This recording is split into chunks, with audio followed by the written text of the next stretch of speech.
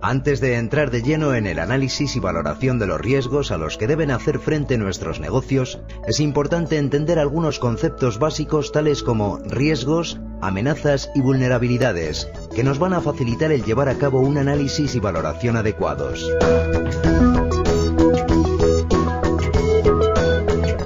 La primera definición, como no puede ser de otra forma, se refiere a los riesgos. Se considera riesgo la estimación del grado de exposición de un activo a que una amenaza se materialice sobre él, causando daños a la organización. El riesgo indica lo que le podría pasar a los activos si no se protegen adecuadamente. Las amenazas son los eventos que pueden desencadenar un incidente, produciendo daños materiales o inmateriales en los activos. Las vulnerabilidades son las debilidades que tienen los activos o grupos de activos que pueden ser aprovechadas por una amenaza. El impacto es la consecuencia de la materialización de una amenaza sobre un activo. El riesgo intrínseco es la posibilidad de que se produzca un impacto determinado en un activo o en un grupo de activos.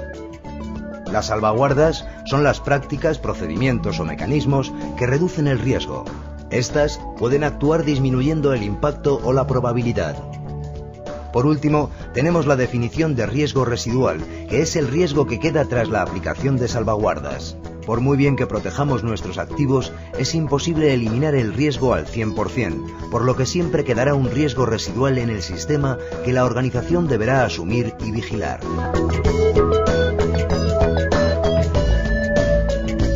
Conocer todos estos términos facilita la comprensión del tema que nos ocupa, el análisis de riesgos. Podríamos decir que este proceso consiste en identificar los riesgos de seguridad en nuestra empresa, determinar su magnitud e identificar las áreas que requieren implantar salvaguardas. Gracias al análisis de riesgos, conoceremos el impacto económico de un fallo de seguridad y la probabilidad realista de que ocurra ese fallo.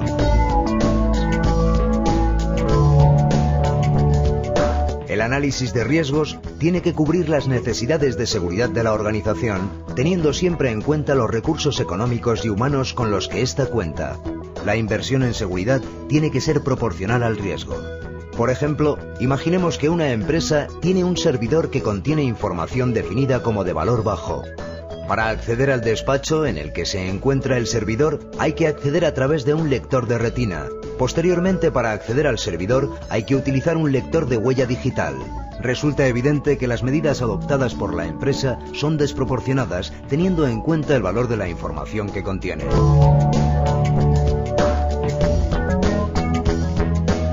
El análisis de riesgos aporta objetividad a los criterios en los que se apoya la seguridad, ya que se centra en proteger los activos más críticos y permite a la organización gestionar los riesgos por sí misma. Además, apoya la toma de decisiones basándose en los riesgos propios.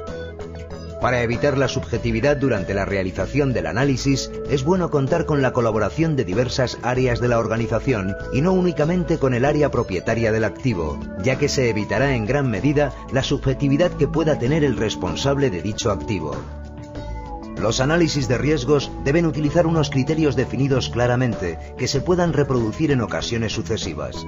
De esta manera, se puede ir comparando el nivel de riesgo en una organización a medida que se va mejorando el sistema de gestión de seguridad de la información.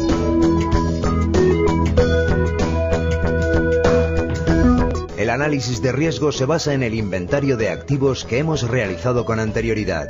Si nuestro inventario es muy extenso, podemos decidir realizar el análisis de riesgos solo de los activos más críticos. A continuación, se identificarán las amenazas que pueden afectar a estos activos. Se realiza una valoración en función del impacto que la amenaza puede causarle en el caso de que se materialice. Seguidamente, analizaremos las vulnerabilidades de los activos identificados y se realizará una valoración de las mismas.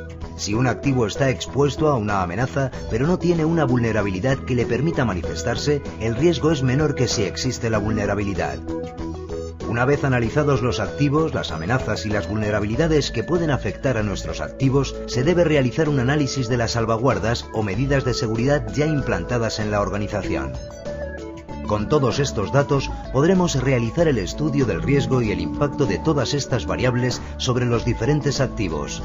Esto nos permitirá obtener los resultados del análisis de riesgos que definen a qué nivel de riesgo está expuesta la organización y tomar medidas al respecto. El proceso del análisis de riesgos debe estar perfectamente documentado para poder justificar las acciones que se van a desarrollar y conseguir el nivel de seguridad que la organización quiere alcanzar.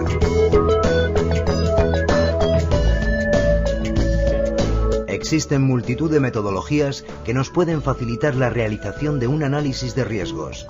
Estas metodologías nos indican los pasos a seguir para su correcta ejecución, ya que, como hemos visto, suelen ser muy complejos y tienen multitud de variables. Utilizar una herramienta para llevar a cabo el análisis de riesgos facilita su elaboración y permite realizar las labores de manera más sistemática. Esto facilita que la información resultante sea reutilizable y comparable con resultados de sucesivos análisis. Algunas de estas metodologías son Magerit, la metodología detallada en la norma ISO/IEC 27005, Octave, NIST SP 830, etc.